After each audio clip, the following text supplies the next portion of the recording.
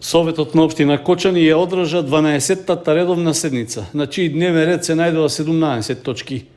Членовите на Советот донеса одлуки за утврдување на вредноста на бодот за пресметување на платите на давателите на јавни услуги, на јавните службеници кои вршат административни работи, како и на директорот на јавната општинска установа Детска градинка Павлина Велјанова. Исто така, советниците го усвоија и правилникот за внатрешна организација на градинката, а именуваа и член на управниот одбор од Министерството за труд и социјална политика. Советот ги усвои измените во тековната програма за заштита на животната средина, со кои се планира да се постават 2 нови автоматски мерни станици за загаденоста на амбиенталниот воздух, за што се обезбедени дополнителни 800.000 денари. Советниците ја усвоја и предлог програмата за работа на локалниот младински совет на општина Кочани за оваа година, како и предлог решението за именување членови на Советот за заштита на потрошувачите на општината. На 12-та редовна седница советниците донеса одлука да се прошири буџетот на општината за 2.250.000 денари, и тоа во делот на донации, а по барање што го поднесе Основното училиште Свети Кирил и Методи, како приход од Еразмус Плюс програмата на Европската Унија. Советниците изгласа и проширување на листата на имења на улици, мостови, плоштади и други инфраструктурни објекти, при што на веќе постоечката листа ги додадоа имењата и на Димитри Ампов, Киро Герасимов и Насе Насев. Локалната самоуправа на Кочани ги продолжува активностите околу формирањето на новото јавно предпријатие Светлина Ко 2022, кое ќе треба да се грижи околу набавката на електрична енергија и одржувањето на инсталацијата за јавно осветлување во градот и другите населени места. Во рамки на 12-та седница на Советот на општината се разгледуваа и предлог решенијата за именување членови во управниот и надзорниот одбор на предпријатието. Во дискусиите на дел од советниците повторно се слушнаа дилеми дали навистина е неопходно предпријатието да биде основано, со оглед на тоа што од Регулаторната комисија за енергетика пред неколку дена за ваквите постапки на некои од општините беше речено дека ќе влијае на порастот на цената на струјата за граѓаните. Јас, бидејќи не се согласувам со формирање на јавно предпријатие, ќе гласам воздржан.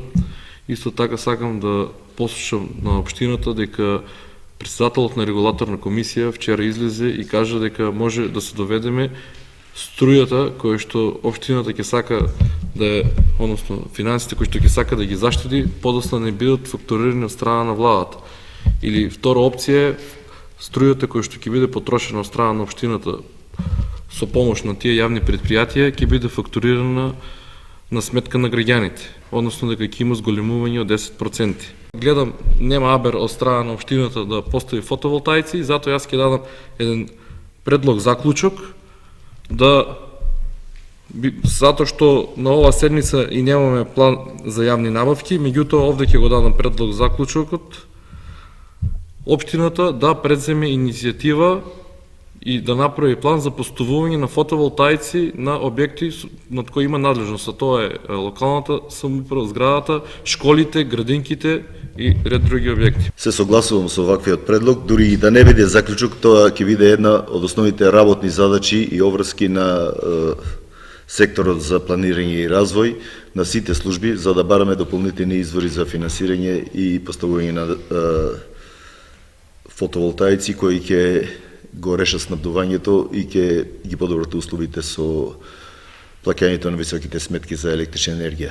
Општина Кочани исто така има нарачана студија од компетентна компанија и стручно лице за да се изработи студија која ќе ни укаже каде е најдобро, во кој обем и каков тип на производство на електрична енергија од фотоволтаици може да се постави.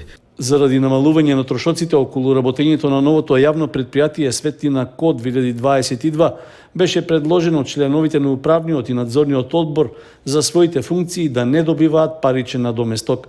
Предлагам еден предлог заклучок во тек на изборот на овој управен одбор, предлог заклучокот да гласи дека членовите на управниот одбор ќе работат волонтерски за време на нивното управување. Предлогот на советникот Солевски заедно со предложените членови на управниот и надзорниот одбор доби поддршка. Тоа значи дека со комплетирањето на органите за управување ќе продолжат останатите активности пропишани со закон за формирање на новото јавно предпријатие.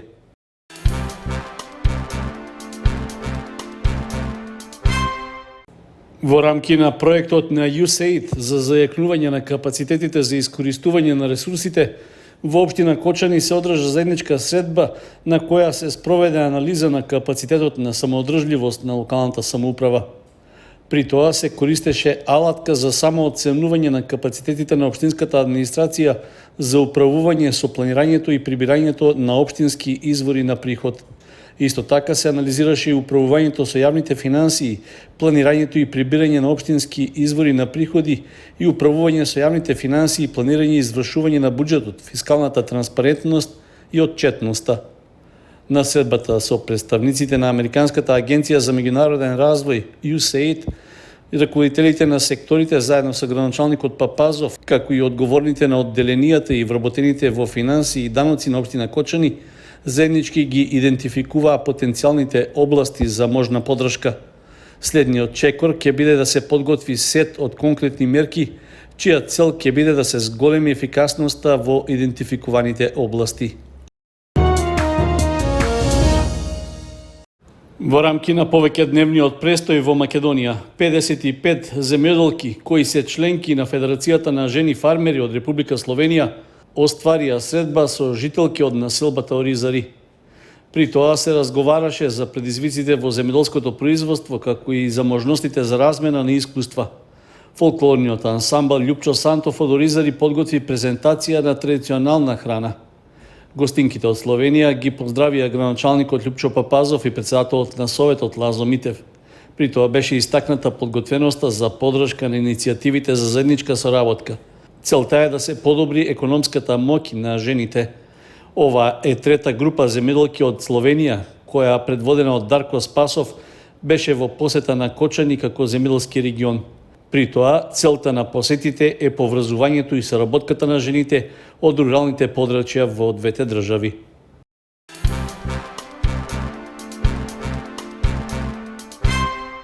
Во општинската библиотека Искра во Кочани се одржа завршната манифестација од 49-тиот детски поетски фестивал Мајски цвет.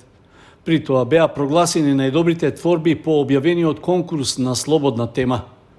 Гран Прито Димитар Гогов на фестивалот го освои осмоодделенката Анастасија Соколова од основното училиште Синиша Стоилов од Зрновци за песната "Ми не достига она малку, ама многу ми не достига". Второ наградена е Невена Јованова, ученичка во 6-то одделение во основното училиште Никола Карев од Радовиш, а третата награда и припадна на Санела Ѓоргиева, ученичка во 8-то одделение во основното училиште Страшо Пинџор од Соколарци. Признанието за најдобар ментор и припадна на Далиборка Милојсова, наставничка во основното училиште Синиша Стоилов од Зрновци. Специјална награда доби и професорката Вера Стојкова од основното училиште Раде Кратовче од Кочани. Исто така награди за придонес во одржувањето на манифестацијата добија и литературниот клуб Процвет од Домот на културата Злетовски рудар од Пробиштип, потоа основното училиште Кочо Рацин од Кратово и Народната библиотека Гоце Делчев од Велес. Од библиотеката Искра изразија задоволство од одзивот на објавениот конкурс на фестивалот. Значи, после 2 години одржување на Мајски цвет без физичко присуство на нашите учесници, оваа година се создадоа услови, значи Мајски цвет, детската поетска манифестација одржуваме по 47 пат. Поканети се 27 институции со пристигнати 25 творби. Претежно покануваме го источниот дел на Македонија, бидејќи ради комуникациите полесно да се комуницира, лесно да дојдат нашите учесници. Пофалница за најдобра интерпретација на сопствената творба на фестивалот доби Јана Тодоровска, ученичка во 8-то одделение во основното училиште Кочо Рацин од Пехчево.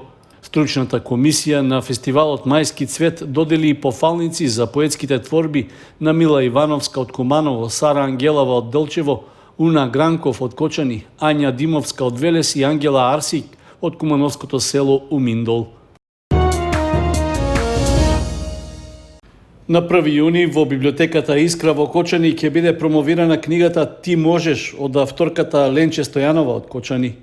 Делото на Стојанова, која е дипломиран биолог на Природно-математичкиот факултет од Универзитетот Свети Кирил и Методи во Скопје, представува прирачник за слабење на еден поинаков начин. Тоа е водич за постигнување на посакуваната телесна тежина низ длабок процес на психофизичка рамнотежа. Мотивирана од вечната инспирација на многумина млади, желни за витко и здраво тело, Стојанова го образложува незиното видување на исхраната, здравјето, физичката активност и нивното взаемно дејство во спој што се нарекува среќен и здрав живот. Промоцијата на делото Ти можеш од Стојанова во библиотеката Искра в среда ќе се одржи од 18 часот и 30 минути, а промотор ќе биде доктор Верица Јакимова.